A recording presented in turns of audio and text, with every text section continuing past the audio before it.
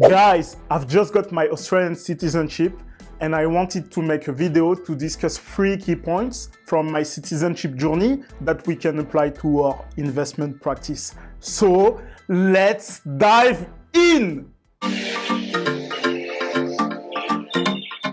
While this video is a bit different from what I usually do, Charlie Munger, who is Warren Buffett's partner, has said on many occasions that we should apply a multidisciplinary approach to our investment practice. He is outstanding at grasping one concept from one domain and apply it to another, and this approach resonated with me when I thought about making this video. So I will talk about 3 key points that we can leverage from my citizenship journey and apply to our investment practice. The first point I want to talk about is the value of the long-term thinking. Then I'll go through the value of adding to your competitive advantage, and I'll finish by talking about the difference between price and value. It took me 2,181 days, 2 hours, and 55 minutes to become an Australian citizen from the day I landed here.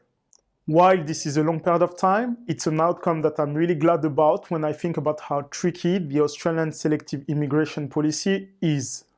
While there are many reasons that enabled me to become a citizen, one of the key drivers has been contacting someone on LinkedIn that I saw in a documentary about successful French people that made it in Australia.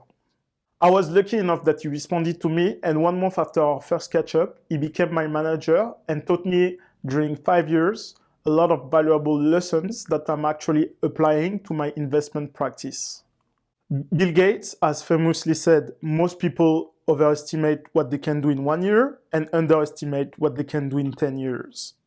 This statement is so valid when we apply it to investing. To explain you why, let's look at this table.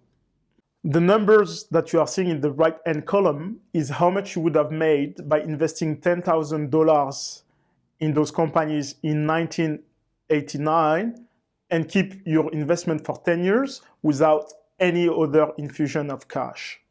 Some of you might say that it was easier at that time, so let me provide you my answer to that comment. If we look at this post from a famous Bloomberg journalist, this is how much you would have made by investing $1,000 5 years ago in Bitcoin and the different companies listed. I do believe that too many people are obsessed by getting quick results in investing and other aspects of life. They have what I call the microwave mentality.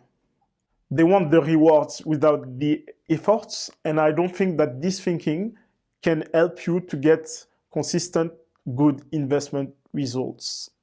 Buffett says that if you are not willing to own a stock for 10 years, do not even think about owning this stock for 10 minutes. And no matter how great the talent or efforts, some things just take time. You can't produce a baby in 1 month by getting 9 women pregnant. And he is absolutely right, because being short-term focused causes too many people to fall for scammers or pull out from wonderful companies too soon. The second point I want to talk about is the value of adding to your competitive advantage. My background is from Mali. I'm French. I'm also Canadian permanent resident. And by becoming an Australian citizen, I'm definitely adding to that sum, and I'm proud of it. It definitely takes some courage to leave your country, your family, and your friends. However, I do believe that there could be benefit from this experience, as it is an opportunity to widen your competitive advantage.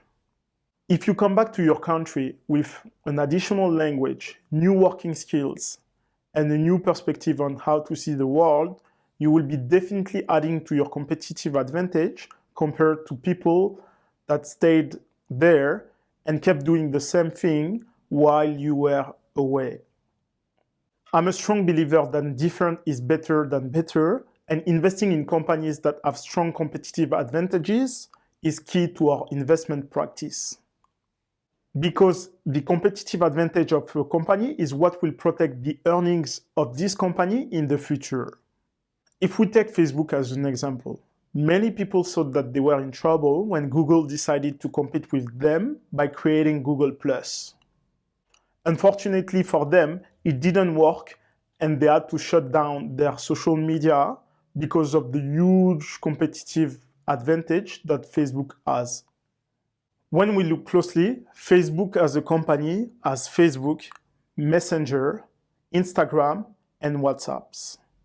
This is a lot of people using their services, and even if you did not like them back then and decided to go to Google+, you had to convince all your friends to do so, otherwise you would have been the only one on Google's social media.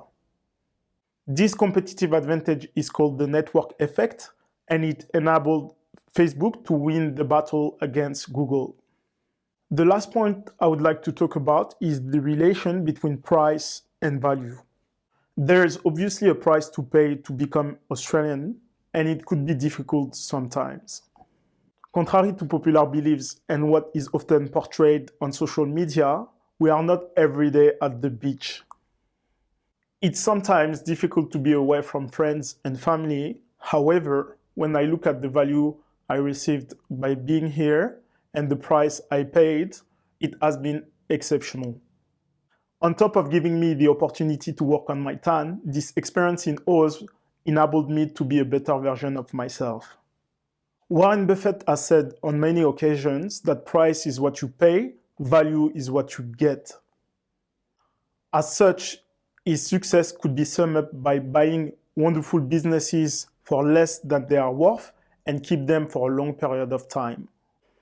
If you apply this principle to your investment practice, you won't be as successful as him, but I'm sure that you will get some results that will far exceed your expectations.